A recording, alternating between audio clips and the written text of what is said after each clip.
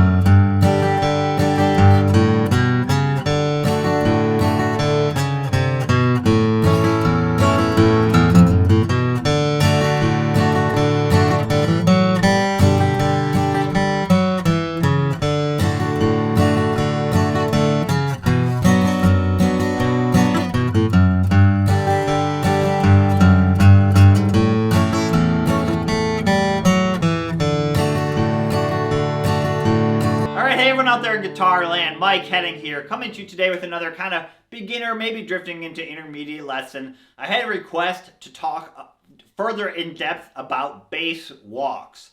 So bass walks are kind of a way to spice up a chord change. So instead of just strumming maybe a G to a C, now we're going to do a little walk, kind of implying a little bass line to help lead to that next chord. So especially helpful when you're playing in a smaller ensemble. I'll use these a lot if it's just a guitar and a mandolin and I have a little bit more space to fill on a guitar. That's a perfect spot to add some bass walks. So we're going to break down 3 versions. We're going to do it in the key of G, we're going to do it in the key of C, and we'll do it in the key of D. So we have plenty of examples. We'll also talk about how to kind of create your own bass walks. We're going to practice finding the target notes of our walk and then figuring out how much time we have to fill, because that's really the key to creating your own bass walks, is where are you starting, where are you going, and then how much time do you have to fill, because you can do short walks, you can do longer walks. Once you get that concept down, that's what we're going to talk about for this lesson.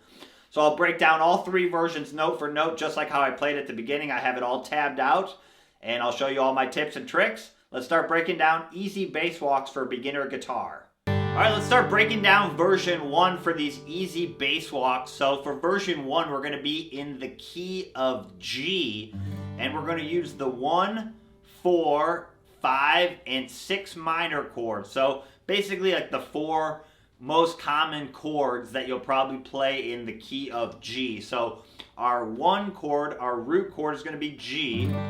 Our 4 chord is C. Our 5 chord is D, and our 6 minor is E minor. So G, C, D, and E minor. You probably, if you played some songs in the key of G, you might have played those 4 chords. So those are the 4 we're going to use. Obviously, once you get these ideas down, you can apply it to other chords. You know, if you have an A minor in your song in the key of G, or a B7, or whatever chord you have, there's obviously not all songs in the key of G are just going to use those 4 chords. But those are 4 very common ones, good ones to start with, and to just get you thinking about these bass walks. So let's play the first 9 measures, which will be like halfway through, and then we'll start breaking it down. Here we go.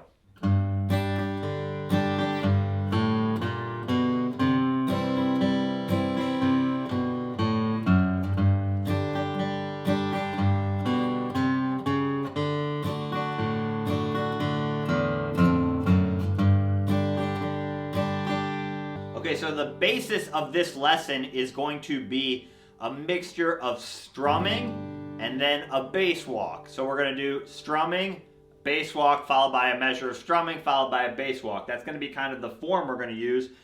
And what I would work on for this lesson, because we're kind of focusing on the bass walks, is don't be too concerned about what strum you do. So I have that pick, strum, and then pick, strum with the down up strum listed. So pick and then down up and then pick, down, up. But if you do pick, down, or you do whatever strumming pattern you do doesn't really matter, honestly. So just make sure you're counting to 4. 1, 2, 3, 4. 1, 2, 3, 4. So obviously you can do the ones I have listed, but just remember, if you accidentally don't hit the up stroke or you hit the wrong string to start, don't get too worried about that. Focus on the bass walks for this lesson. You can focus on the strumming in another lesson when you're trying to focus on that. So the strumming, again, is just for reference. So we're going to do strumming on a G. And then here's our bass walk. We're going to walk starting with the 3rd fret on the low string, open A string, 1st fret on the A string with your index finger, and then 2nd fret with your 2nd finger, and then 3rd fret with your 3rd finger walks into the C. So let's go back to our target notes, right? So our starting note is the G on the 3rd fret of the low string. And our final note we want to get to is the 3rd fret on the A string. So we're going from here, G, to this C note. So those are our starting and ending points. And we're going to use 4 beats, 1 measure of time to fill up that space. So we need either 4 quarter notes, which is what we're doing in this case. So we're playing the 3rd fret, beat 1, and then open A, and then 1st fret, which is kind of like a chromatic note, and then 2nd fret, and then we're going up to the 3rd fret. So that's how we're getting those 4 notes. We have 1, 2, 3, 4, and then the start of our next strum is that final note in measure 3. That's our 1, and then we strum again. And we're strumming on a C this time. So let's practice that a few times. So we have walk. It's really important you do the walk with all downstrokes. That'll help you not rush through it. If you're going to do quarter notes, play them as all downstrokes. We'll do some walks that incorporate some 8th notes, and in those instances we'll do down-up picking. I'll show you how to do that in just a second. So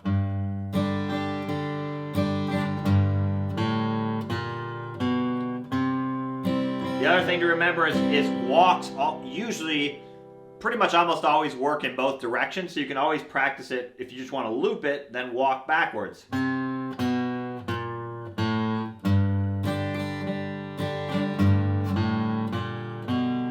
if you just want to practice those first couple measures,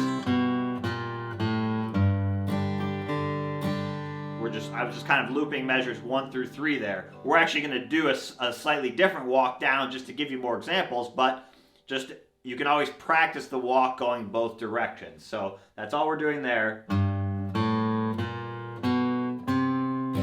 An example of a slightly shorter walk would be you could do pick, strum, and then we would only need 2 quarter notes. We could play the open A, and then the 2nd fret, and then 3rd fret.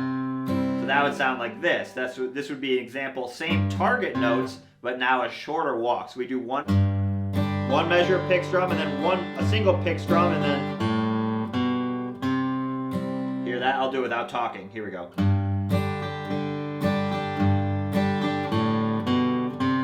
So same idea, but now a shorter distance. So that's why it's always important to figure out how much time you have, right? Because if we have 4 notes, we need more notes to fill up that walk. If we only have 2 notes, then we only need 2 quarter notes, right? So that's what we're doing there. And then we strum on the C. And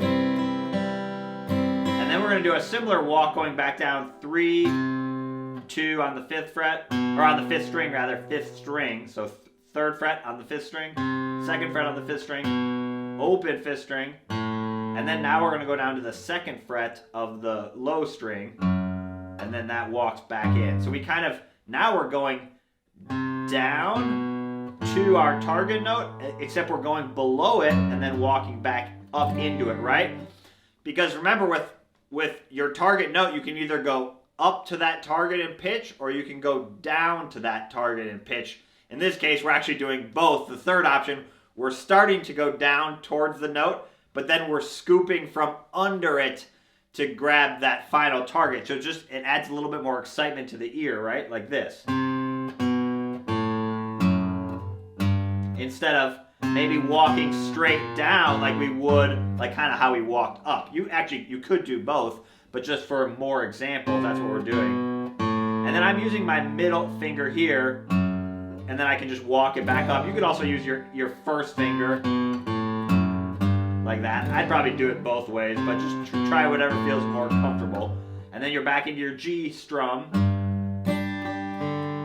Now we're going to walk to a D, so similar idea. We're going to play 3rd fret, and then 2nd fret on the A string, 3rd fret, and then 4th fret. Our target note is now the open 4th string. So we're going from this G, 3rd fret, to now the open D, 4th string, right? So we're chromatically walking up again.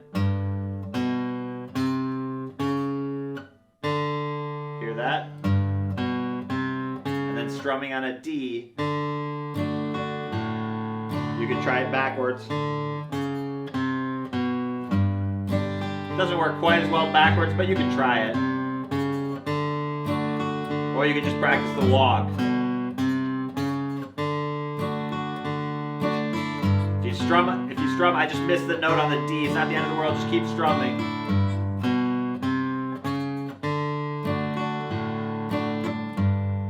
So that's what we're doing. We're walking from a G to a D.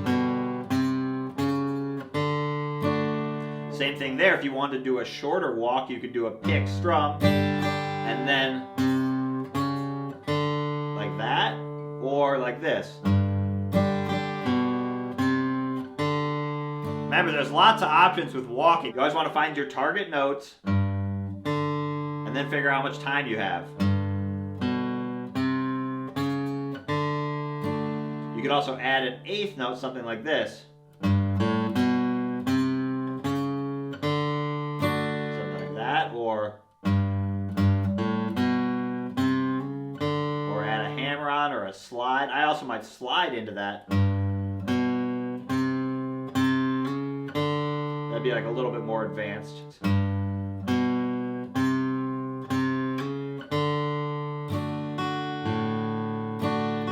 you have as written is. And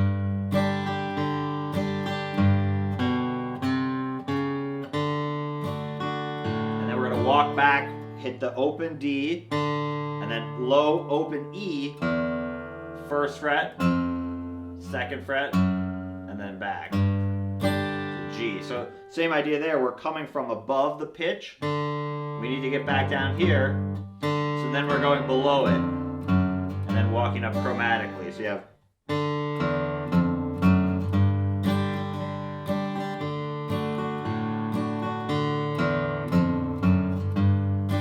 You could just loop it. D. Walk. A little faster.